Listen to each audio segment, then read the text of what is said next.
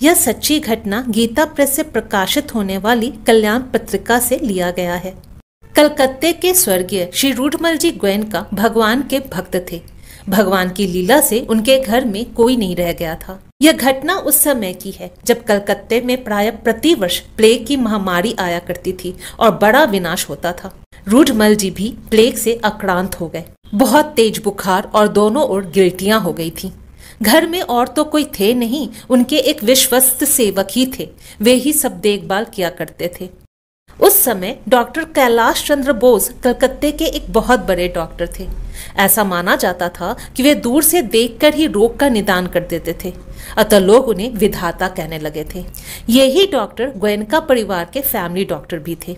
शाम के समय यही डॉक्टर रूडमल जी को देखने गए और कह गए, इनको सन्निपात हो गया है, रोग असाध्य है और रात्रि को किसी भी समय इनके प्राण जा सकते हैं।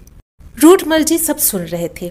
डॉक्टर के चले जाने के बाद उन्होंने अपने सेवक से गंगा जल मंगवाया, उससे शरीर को पोंछकर कपड़े बदले। भगवान श्री कृष्ण का बड़ा सुंदर एक चित्र था, उसको पलंग पर अपने सामने रखवा लिया और चारों तरफ तकिए लगवाकर उसके सहारे उठकर बैठ गए। सेवक से कहा, तुम गेट बंद कर बाहर बैठ जाओ। डॉक्टर साहब रात को प्राण त्याग की बात कह ही गए हैं। यदि प्राण रहेंगे तो मैं आवाज दूंगा, तुम गेट खोल देना, नहीं तो सवेरे गेट खोलकर परिवार के अन्य लोगों को सूचना दे देना, वे अंत्येष्टि की व्यवस्था कर देंगे। सेवक ने आज्ञानुसार बाहर से गेट बंद कर दिया। सुबह 4 बजे रूडमल जी अंदर से आवाज देकर गेट खुलवाया और सेवक से कहा, मेरा शरीर स्वस्थ है। उधर डॉक्टर कैलाश गोयनका परिवार के ही एक अन्य घर में रोगी को देखने गए थे। उन्होंने पूछा, बाबू रूडमल जी की दाह क्रिया करके आप लोग कब लौटे? लोगों ने बताया कि वे तो जीवित हैं और स्वस्थ भी हैं। डॉक्टर को बहुत आश्चर्य हुआ। वे रूडमल जी को देखने उनके घर पर गए। देखा वे तो सदा की भांति रेशमी पीताम्बर पहने, तिलक लगाए आसन पर बैठे हैं और ब्राह्मणों का प्रसाद पा रहे हैं। डॉक्टर ने उनसे पूछा, आप यह सब किसके कहने पर खा रहे हैं? रूडमल जी ने हंसकर उत्तर दिया, जिनकी दवा से अच्छा हुआ हूँ उन्हीं के कहने से। पर डॉक्टर को यही लगा कि इन्हें अभी भी सन्निपात का रोग है और जाते जाते वे सेवक से कह गए कि ध्यान रखना, किसी भी समय इनका शरीर जा सकता है। 3-4 दिन बीत गए। जब डॉक्टर कैलाश बाबू को रूडमल जी का कोई समाचार नहीं मिला, तब एक दिन वे स्वयं उन्हें देखने आए। पता लगा कि वे तो बिल्कुल स्वस्थ हैं।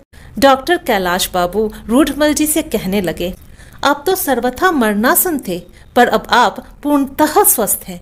आपने क्या दवा ली, क्या किया जिससे आप आश्चर्यजनक रूप से स्वस्थ हो गए? रूडमल जी ने बताया कि उस दिन जब आप कह गए थे कि मेरे बचने की कोई आशा नहीं है, तब मैंने विचार किया कि जब मरना ही है तब भगवान का स्मरण करते ही क्यों ना मरूं। मैंने श्रीमद् भागवत के महात्म्य में पढ़ा था कि नारद जी ने सनकादि से कहा है, आपको काल प्रेरित जरावस्था कभी बाधा नहीं पहुंचाती है और आप सदा सर्वदा 5 वर्ष की आयु के और नित्य निरोग इसलिए रहते हैं क्योंकि आप रात दिन निरंतर हरि शरणम मंत्र का जप करते रहते हैं। मैंने सोचा कि मैं भी इसी मंत्र का जप करूं। मैंने गंगा जल से शरीर पोंछकर कपड़े बदलकर भगवान श्री कृष्ण का यह सुंदर चित्र सामने रखवा लिया। बुखार तो तेज था ही, गिल्टियों में दर्द भी बड़ा भयानक था, पर मैं तीनों ओर तकिए लगवाकर किसी तरह बैठ गया और हरि शरणम मंत्र का जप करने लगा। पता नहीं कितनी देर तक होश में रहा। जब तक होश में रहा जप चलता रहा। लगभग सुबह 4 बजे बाह में चेतना लौटी। मुझे अपना शरीर ठंडा और हल्का मालूम होने लगा। दर्द भी नहीं था। मैंने हाथ लगाकर देखा कि दोनों ओर की गांठें बैठ चुकी है। मैंने सोचा कहीं भ्रम ना हो। मैं पलंग से नीचे उतरकर कमरे में इधर उधर घूमा, पर ना दर्द था ना बुखार था। मैं समझ गया यह हरि शरणम मंत्र का चमत्कार है। मेरी दवा और मेरी डॉक्टर हरि शरणम मंत्र ही था जिसने मुझे आश्चर्यजनक रूप से स्वस्थ कर दिया। डॉक्टर यह सुनकर आश्चर्यचकित हो गए और उनकी आंखों से आंसू छलक गए। जय श्री हरि।